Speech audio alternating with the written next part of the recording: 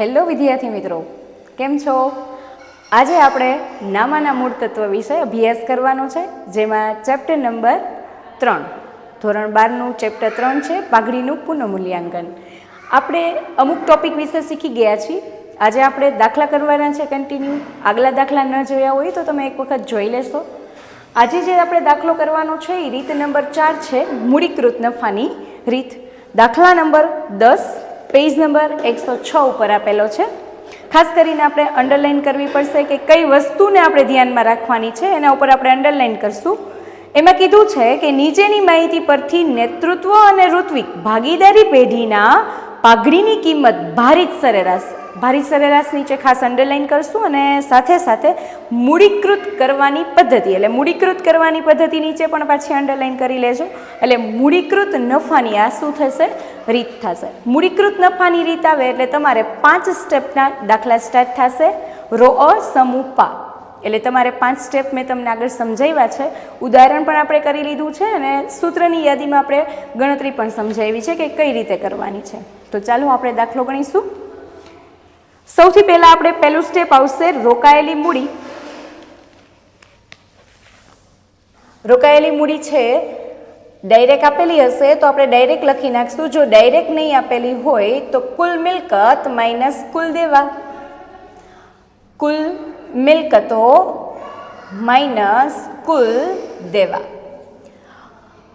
રોકાયેલી મૂડીને ચોખ્ખી મિલકત પણ કહેવામાં આવશે. જો ઘણીવાર ચોખ્ખી મિલકત કહેશે તો પણ રોકાયેલી મૂડી જ ગણાશે. કુલ મિલકત છે એ આપણને આપેલા છે ધંધાની મિલકતો, એવું લખેલું છે. કેટલા રૂપિયા છે? તો કે 6 લાખ.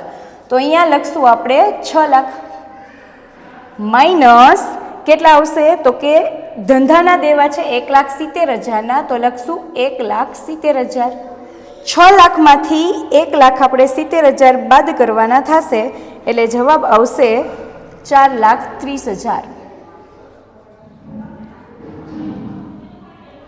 હવે બીજું સ્ટેપ, અપેક્ષિત વળતરનો દર.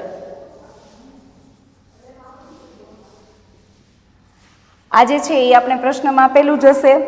સામાન્ય અપેક્ષિત વળતરનો દર છે એ આપણને આપેલો છે. કેટલા ટકા છે? તો કે 10% છે. તો આપણે અહીંયા લખવાના થશે 10%. પ્રશ્નમાં જે કિંમત આપી હોય એ જ તમારે લખવાની થશે. હવે ત્રીજું સ્ટેપ છે સરેરાશ નફો. તો અહીંયા ગણતરી કરશું આપણે સરેરાશ નફો. સરેરાશ નફો એટલે એનો મિનિંગ એવું નહીં થાય કે માત્ર આપણે સાદી રીતે જ કરવાનું.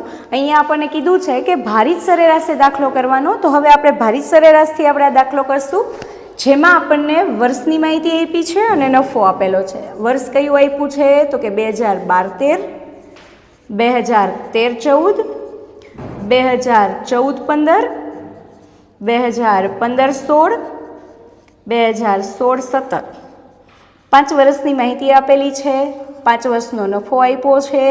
ભારિત સરેરાશનો ઉપયોગ ત્યારે જ થાય કે જ્યારે નફો વધતો હોય. જો અહીંયા 45,000 છે, એના પછીના વર્ષમાં 50,000 થયો એટલે નફો વધ્યો. એના પછીના વર્ષમાં 65,000 નફો થયો. પછી આવશે 75,000, એના પછી આવશે 90,000. તો કે નફો સતત વધતો જાય ત્યારે આપણે ભારિત સરેરાશનો ઉપયોગ થાય. અને ભાર એટલે તમારે અહીંયા મૂકવાનું થશે 1, 2, 3, 4, 5. અને હવે આવશે ભારિત નફો. ભારિત નફો એટલે ભારનો અને નફાનો ગુણાકાર કરતા ભારિત નફો મળશે. હવે પેલી વસ્તુ કે 45 ગુણ્યા 1 કરશું એટલે 45,000 આવશે. એના પછી 50 ગુણ્યા 2 કરશું એટલે જવાબ આવશે 1 લાખ. ત્યારબાદ 65,000 ગુણ્યા 3 કરશું એટલે જવાબ આવશે 1,95,000. 75 ગુણ્યા 4 કરશું એટલે 75,000 ગુણ્યા 4 કરશું એટલે 3 લાખ જવાબ આવશે. અને 90,000 ગુણ્યા 5 કરશું એટલે 9×5 = 45 એટલે 4,50,000 જવાબ આવશે. હવે અહીંયા તમારે ભારનો અને ભારિત નફાનો સરવાળો કરતા કુલ ભારિત નફો મળશે અને કુલ ભાર મળશે. ભાર કહેવામાં આવશે એટલે અહીંયા કુલ ભાર એટલે આનો સરવાળો. તો 1, 2, 3, 4 અને 5, 5 ને 4 9, 9 ને 3 12 ને 1 13 14 ને 1 15, તો સરવાળો આવશે 15. પછી 45,000, 1,00,000, 1,95,000, 3,00,000 અને 4,50,000. તો એનો જવાબ આવશે 10,90,000. તો અન્ય કહેશું આપણે કુલ ભારિત નફો. ચાલો હવે આપણે તો સરેરાશ ભારિત નફો શોધવાનો છે, એટલે અહીંયા લખવાનું થશે સરેરાશ ભારિત નફો બરાબર કુલ ભારિત નફો છેદમાં કુલ ભાર. કુલ ભારિત નફો છેદમાં કુલ ભાર. ભારિત નફો આપણને અહીંયા મળી ગયો છે, કેટલો છે તો કે 10,90,000. એને ભાગ્યા કેટલા કરવાના થશે તો કે 10,90,000 છેદમાં 15. તમે ભાગાકાર કરશો એટલે તમારે પોઈન્ટમાં જવાબ આવશે 10,90,000 ભાગ્યા 15, 72,666.67. બે વસ્તુ તમારે લખવી ફરજિયાત છે પહેલાં, પછી તમારે રાઉન્ડ ફિગર કરી નાખવાનું, એટલે 72,667 એ તમારે અહીંયા લખવાનો સરેરાશ નફાની સામે 72,667.